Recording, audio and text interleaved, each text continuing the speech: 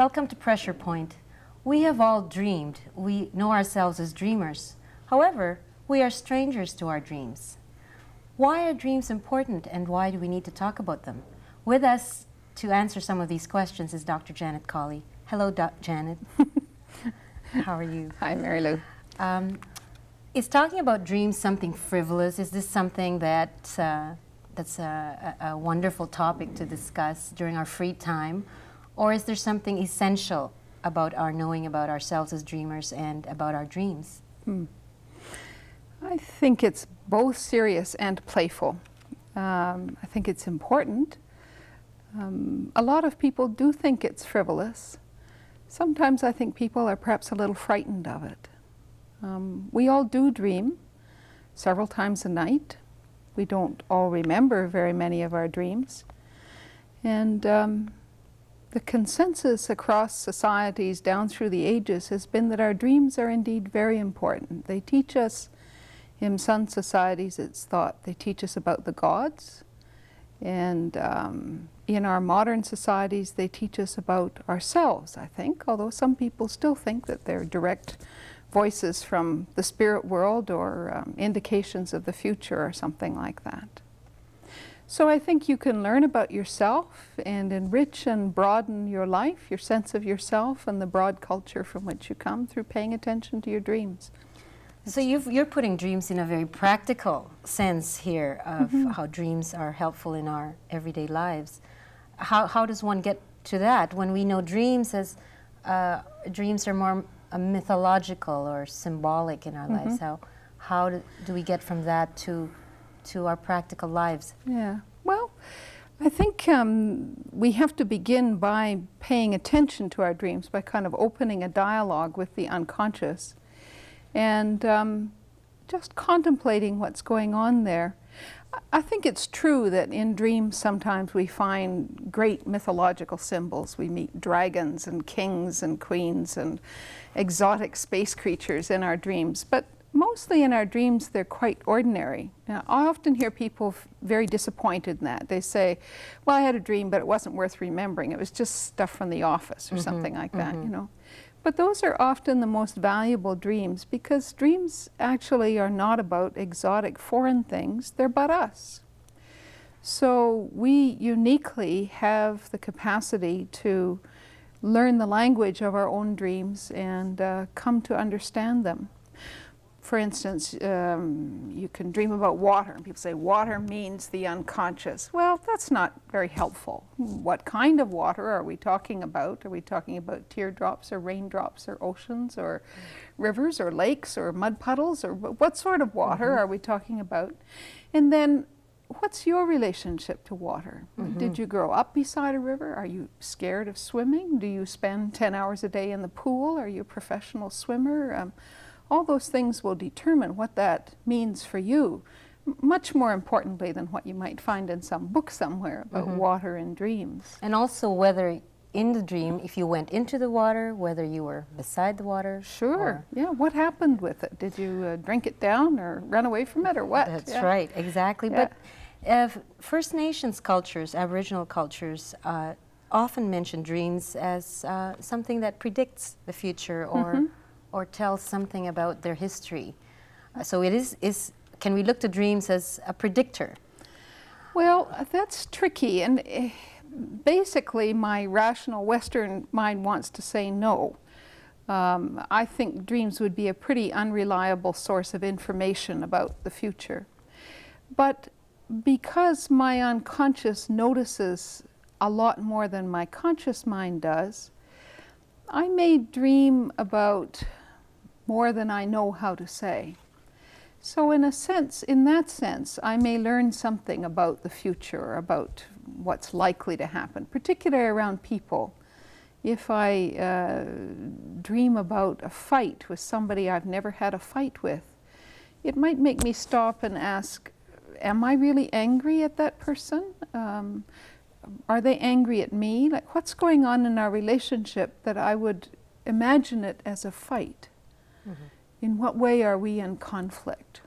So are you saying that there's an unconscious world And we've all certainly experienced that in our dreams, because as wakers, we don't identify ourselves in the dream. So there's an unconscious world, and then there's our conscious world. When we wake up and then we recall or don't recall this dream. That's right. So are dreams the bridge between these two worlds, if we could call it that? I think so. Freud called dreams the royal road to the unconscious. And Jung also used dreams very extensively to treat people, but also to live better himself and to encourage other people to live simply a more richly based life, I think. So what we get from dreams is again, we're going back to the practical, which is that I can look at my dreams and think of how I can know myself in my practical life. But dreams are also abstract. So they can be. I think most people, even if they don't regularly pay attention to dreams, remember a few really compelling dreams, often because they were very strange. They seemed somehow both mysterious and powerful, not something silly you could dismiss, and yet not something obvious that you could know right off. So I think people find those sorts of dreams compelling. And abstract, yes, in the sense that it is somehow remote from their life and yet feels important. We create symbols individually and as cultures, and our unconscious taps into that level of symbolism, speaking what seems like a foreign language to us and yet is our own language at another level. Jung said that dreams are not in code. That is, they're not trying to conceal something from you. They don't hide reality. They're simply in another language. And if you take the trouble to learn that language, then you can understand what's happening in dreams. how does one learn that language then? Here, you know, I've had my dream last night, and I can't make any sense out of it. Well, in practice, your dream for today, you probably won't make a lot of sense out of it. You may. Sometimes dreams are amazingly obvious. You get hit over the head by them occasionally, and it's just sort of very clear what's going on. It is a matter of being like one of those field worker anthropologists, you know, who moves into the native village and patiently sits there and lives with the people and doesn't understand the language or the culture and guesses at what's going on and watches carefully and guesses again and gets it wrong and watches a little more and begins to understand finally the interactions, begins to pick up the language, and becomes somebody who can then understand what is going on in this strange place. So what are the first things that I need to understand in this new realm of information, really, for one's self-knowledge? What's the syntax? What's the setting? Well, I think the first rule of thumb in working with dreams is to say, I only dream about myself. Now that's a tremendous discipline, because in my dream, my mother appears, and my neighbor, and my boss, and my people at church, and all these people that I really know. And I want to say, I dreamed of my mother last night. But that's not exactly true. This is not my mother, but it's my representation of my mother, my impressions of her, my feelings about her that I see there in front of me. And one of the things I always have to ask, and that's very helpful in relationships, is to say, if I dream of my mother in this way, what does that say about our real relationship out there in the world? If I dream of my mother as controlling and manipulating, is she really that way? If I feel that about her, is that a reasonable conclusion to draw from her actual behavior? Is it something that I still feel about her but was true when I was younger but is not so true now? So all sorts of things one might learn about a relationship, but I have to have the discipline to say, now that looks like my mother in that dream, but that's not actually my mother. That's the way I feel about her, sort of my half of the relationship, so to speak. Well, it's a lot easier for me to identify with the characters in my dream as myself if there's a a beautiful, intelligent woman or a beautiful, intelligent man in my dream, that's fine. Yes. I'll accept that. Yes. But what if one of these characters is really quite terrible? And we do meet those in dreams. And a very important part of dream work revolves around the shadow. And in our dreams, we meet people who are sort of like us, but we don't like. One of the very first shadow dreams I had was of being after church, in the sort of coffee hour after church, and there was this really pushy woman that I did not like who kept trying to get me to go to lunch with her, and I really did not like this woman. And finally I gave in, and it turned out her name was Janet. Right. Yes. Little shadow, make you reflect there on how you operate at times. And this is the discipline you're saying, really. It's that's the point where I can say, oh no, that's not me. Yeah. That's related to the fact that I saw Janet today. Yes. That's about Janet, that's not about me. But when it bears your own name in the dream, or when it's someone who's rather like you, it's a little hard to escape. I suppose that's the strong kind of moral force of dream work, it seems to me, is that what they say, that what you don't integrate, that is, what you don't become conscious of and assume responsibility for in your character, you tend to act out and project. So that Can you just give an example of that? Well, I think on a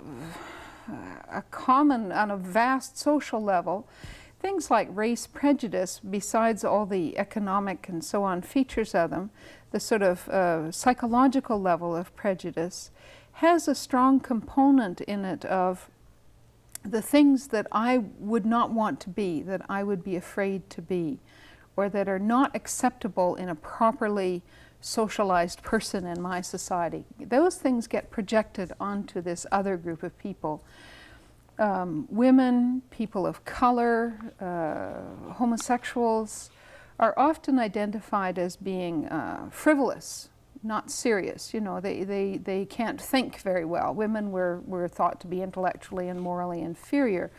Black people were thought to have a nice sense of rhythm, but you know, they couldn't play quarterback. They could only play the linebackers. And you have these odd kinds of things, but you know, homosexuals were all hairdressers or something. And the very odd kinds of stereotypes of whole groups of people, which when you look at those groups of people don't really seem to have much to do with their experience, but what they have to do with is the experience of the dominant group and not being able to live out those kinds of things very well. So that to be emotional or to be not very logical or to take pleasure in sensuous things is not acceptable for a sort of well-socialized white middle-class male. So you can project all those on those other groups, and then I'm not like that. You know. So when we're not integrating that in our conscious life, you're saying we can learn from our dream life, from our unconscious life, what these projections are. I think so. We dream of all sorts of unsavory characters, and to be able to acknowledge that in my heart lives the impulse, the imagination to do terrible things, actually is helpful to me in not acting them out. Now that may seem frightening to people, and I think that's one of the aspects of dream work that people do not like, that it takes some courage to face in yourself the possibility of doing real harm, real evil. But paradoxically, looking at that sincerely means you're less likely to act it out. I think if you understand the possibility for rage in yourself, you probably will be better at not throwing that at somebody else. At the socio-historical level, people have mentioned the Holocaust experience and those who did not experience that, and we tend to say, oh well, that was at one point in history. It was one group of people that did this horrible thing to another group of people, but we never, in our own lives, see the darkness that we are capable of committing or of possessing as well. I think that's true. What Hannah Arendt called the banality of evil. the sense that most of the people involved in the Holocaust, and I'm sure we will find after much investigation, most of the people involved in the horrors in Rwanda are not monsters. Like, they're not so different from you and me. They're different in what they've done, and I don't want to say that that's not a tremendously important distinction, but to say that, oh, well, we could never be caught up in that. It must be a function of their time or their culture or their race or something. So I don't believe that. I think we could, any of us, be caught up in terrible evil. So at some point I think there has to be a kind of humility to be able to truly say, there but for the grace of God go I. The sense that there is a mystery of grace involved, that you have not acted out those things. It's a gift of better social circumstances, perhaps, some stronger mental capacities, a different place in time and history, and you were not a Nazi, but in those circumstances, don't think too fast, you might not have been. Or something you had mentioned as our responsibility in knowing about our dreams, knowing about ourselves through our dreams, and this responsibility has some social consequences. I think so. I suspect that in a crowded world, it becomes extremely important for us to be conscious of ourselves. It's hard work, and yet not to be conscious. We no longer live in closed social groupings which give us such clear directives. We have to make our way in a rather lonely fashion, many of us, through the world. It's like each of us has to forge our characters. Not so much is given to us socially anymore. And that means we could run around acting out our worst complexes and stuff if we're not aware of them. So I think there is a moral duty to consciousness now. So is that related to the title you chose, Janet, Dreams and the Life of the Soul, and its relationship to our spiritual development, our self-growth? Yes. What is that connection to our spiritual selves, our spiritual lives? Well, I think any spiritual discipline involves self-awareness, so it's a great tool of self-awareness. I think that any good spirituality involves taking responsibility for oneself in the world, so that you can act consciously with others and not impose on them your inner agendas unless they've invited that, and allow them to be the people they were meant to be. I think in the ancient practices of the church, things like examination of conscience and the practice of confession and so on, were tools for self-awareness, we would say in modern psychological terminology. So it's not so different in a way. It's another tool, as medieval people paid attention to their dreams and visions and wrote them down and thought of them as spiritually significant. So we could do with our dreams. And that doesn't mean something weird and mysterious like God speaking to you directly through dreams. It means that you have the ability as an individual to work prayerfully through dreams. So is there divine communication in dreams? Sure. And there's divine communication in nature and in scripture and in many areas. I'm not sure it's a specially privileged place. It's an especially privileged tool of self-knowledge, but it has its risks too. Although I think I've been talking a lot about risks and responsibilities without talking about that kind of playful and creative side, and I think that's important too. One of the interesting things about dreams is if you do remember your dreams, we dream 4 or 5 times a night for a period of about 5 minutes each. Most people do anyway. And we don't remember most of those, but if we could, you would find 4 or 5 absolutely original plots coming out of your head every night. Now, most of us, if you ever tried to sit down and write a story or an essay or something or a poem, that's hard work, you know. And we have these enormous sources of creativity in ourselves. And one of the odd things is that very shadow that we were just talking about that is so scary is also one of the main sources of creativity.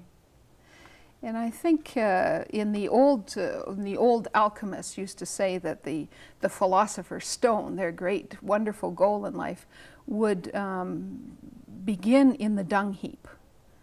you'd find it in the manure pile. It would start there, you say.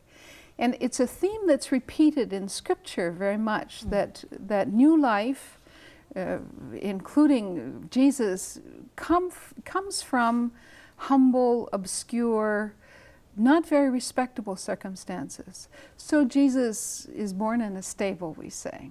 And he comes from Galilee, where nothing good ever came from. And, you know, he is very much an outsider, one despised and rejected. The gospel writer picks up the theme from Isaiah. And Jesus also eats and fraternizes with sinners, tax collectors, and prostitutes, totally unrespectable people. And somehow these become the material of the new kingdom, like the philosopher's stone, which starts from the most improbable kind of setting, but grows to be the great source of life. So you're saying Jesus is using his shadow, the shadow figures in his life, and came up with his own creativity. I think so. Jesus is shadow in some way, and he also knew how to reach out to those who were even lower and more displaced than himself.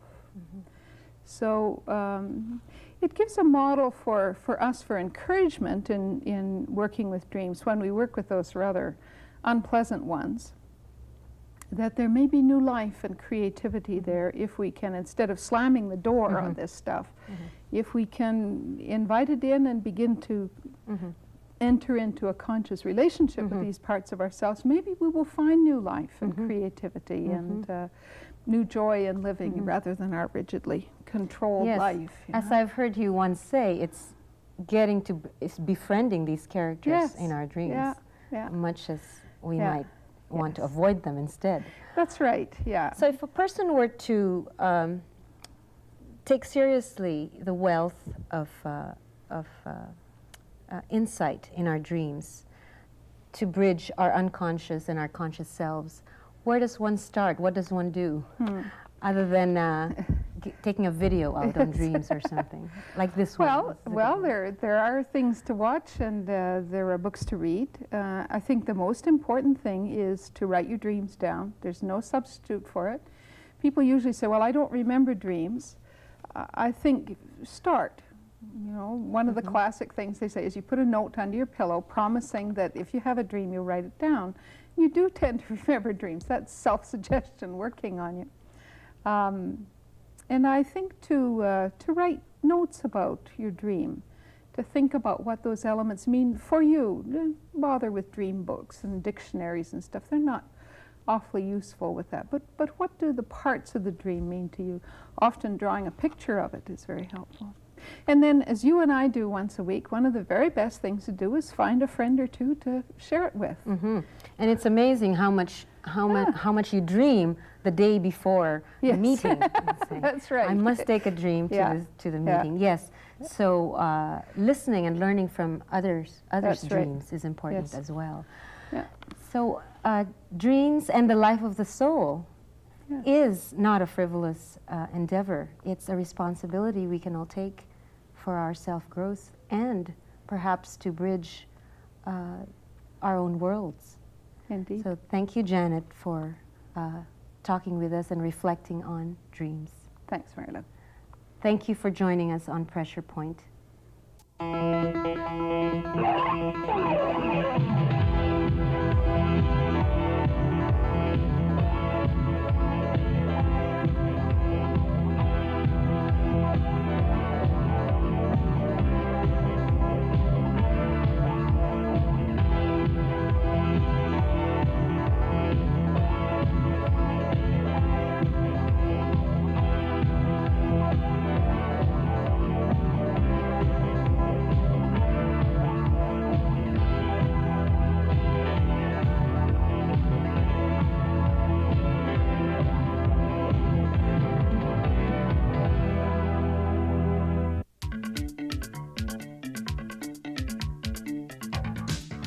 The preceding program was produced through the facilities of Rogers Community 4, Vancouver.